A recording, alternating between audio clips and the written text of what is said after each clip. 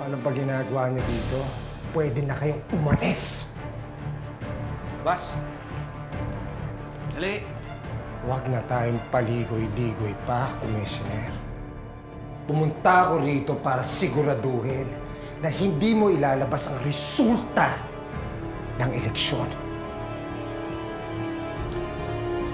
Sa nangyayaring kaguluhan dito sa Maynila dahil sa kagagawan nyo, sa palagay mo ba, maniniwala pa mga tao na ikaw ang panalo? Just name your price. Everyone has a price, Commissioner. Magkano ba kailangan mo? Millions? Billions? I'll give it to you. Sabihin mo lang sa akin, magkano ang katahimikan mo? Tagoy! Para tayo makakapasok dyan!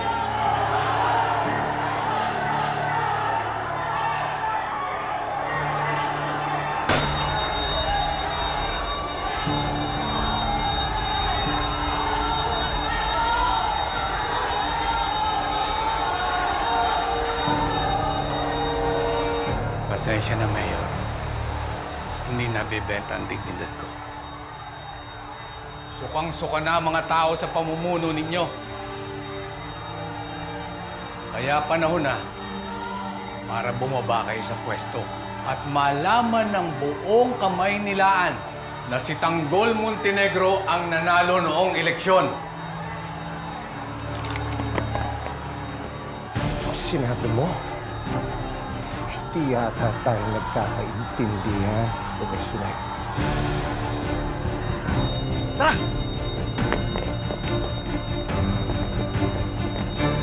Ang sabi ko, hindi ako aalis dito hanggat sa nasisigurado ko na hindi ka na magsasalita. Mula sa investigasyon namin, may nakita kaming ebidensya na nandaya kayo. Tabulate namin, ang laki ng discrepancy. Pagkatapos, may nanghak pa sa system namin.